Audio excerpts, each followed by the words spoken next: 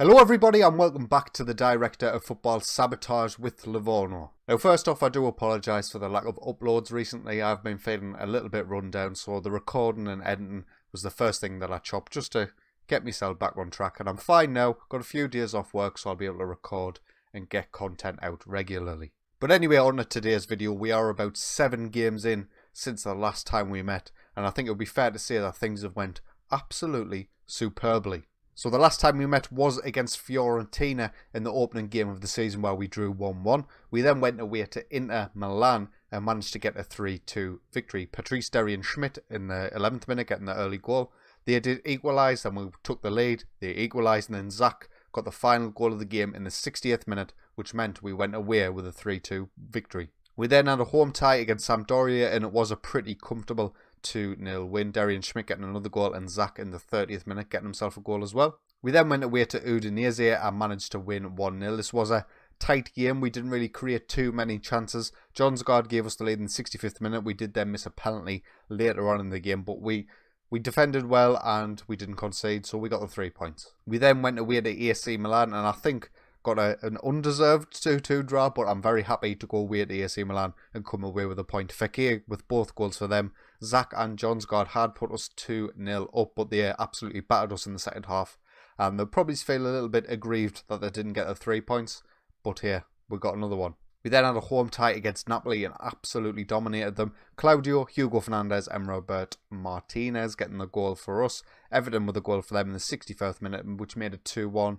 It was a little bit contentious at that point, but we held on and got the 3-1 win. We then absolutely smashed Roma away from home. Jonsgaard with a hat-trick, 32nd, 42nd and 50th minute. Ruben Canedo with a goal. Fumic with a goal in the 92nd minute. They did get a consolation goal in the 86th, but this was the best performance of them all by far. And then finally, we've just played Sassuolo at home and we managed to win 1-0. Skirbeck has returned from his injury and he did get himself a goal on his return in the 19th minute. We probably should be creating more chances in these sort of games, but as long as we're getting the 3 points, I don't mind. And that leaves the Serie A table looking like this. We are currently joint top with Juventus, which is absolutely huge for us. A big improvement on where we've been going in previous seasons. And Juventus is who we are going to be playing today. They are the challenger at home. So yeah, we'll see how we get on, and this is how we're going to line up for today's game. Dolo will start in goal. Belangioli is starting on right back as our right midfielder is currently injured.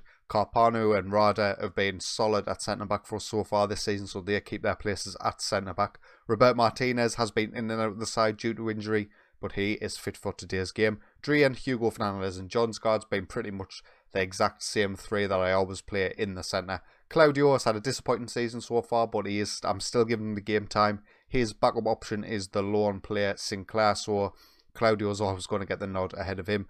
Fumic will start. He is one of the lone players that we've got as backup as our striker, but Darian Schmidt's just returned from injury. Zach is injured, so he's going to get the game today, and Skirbeck alongside him. So, top of the table clash. I didn't think we'll be seeing it this soon in the save, but we are here. We face Juventus. They have obviously got a far better side than we do, but we are playing superbly at the minute. They line up with the standard 4-2-3-1, which the AI loves, so we've got to compete with that. Claudio with the ball in Jonsgaard. He has been so good this season, coming in as a box-to-box midfielder rather than the Metzola that I was playing him in last season, and he's been fantastic. You've seen the sort of the amount of goals he's scored. I think that's his 6th for the season, and he's getting in the box late. He's doing wonders, and Claudio with an assist. I'm hoping to see a good game from him. Belangioli on this right hand side. Can we get another goal? That Jonsgaard, he's getting confidence, Jonsgaard, so he's going for goal from quite a way away there, but we do earn a corner from it. Whether it comes to anything or not, let's have a look. No, it didn't. Another corner for us. Carpano to play it in Skirbeck's back post, and unfortunately can't get his header on target. Another highlight in Jonsgaard with a free kick. He goes for goal and it goes just over Juventus. Although the stats seem quite even, they haven't done anything yet, so as long as it stays like this, I'm more than happy. And there we go, it's half time. Livorno 1, Juventus 0.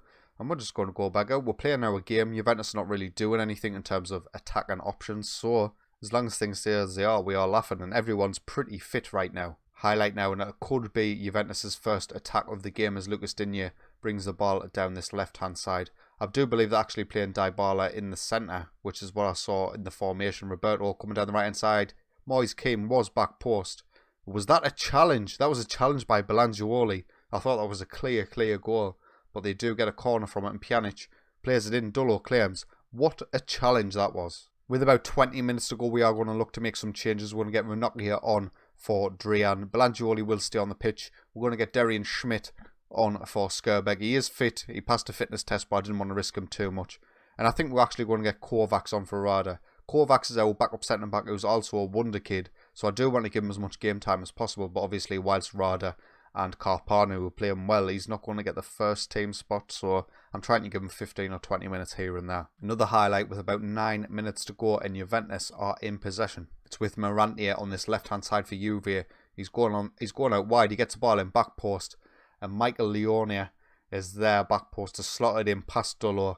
And I think it's an undeserved equaliser, to be quite honest with you. They haven't really done too much in this match, but they have managed to find the way back in. Now, if you'd offered me a point at the beginning of this game, I would have absolutely bit your hands off. But with the way this game has gone and the lack of attack and emphasis Juventus have showed, I'm a little bit disappointed. But hopefully we can just hold on now, keep this point. Oh no, a minute and a half left, and Juventus have the ball high up the pitch. Do not do this to me.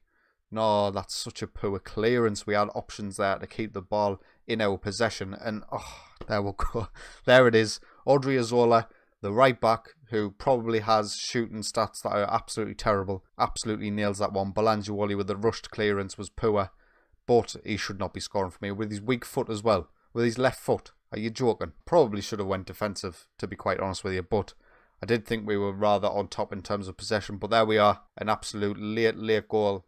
Odriozola with his absolutely fantastic finishing, 12 long shots on his weak foot, manages to bang that one in. So there we are. So that's our first league defeat of the season. Obviously hugely disappointing after you've seen how that game has went. But at the same time, we are still in second place after 9 games played. 20 points, 2 points ahead of Roma in third. And we smashed Roma as well. Let's not forget it was 5-1. So we have got the chops to compete with the best in this league. We've seen it now.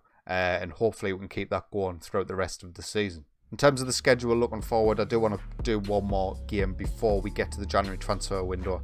So I'll leave it up in the air a bit, but it will be a game in December. I do like to play a good few games forward, so it might be a Lazio away from home, depending on how things are going. Anyway, if you have enjoyed today's video, please consider leaving a like. And if you're enjoying my content, get yourself subscribed. But until next time, take it easy.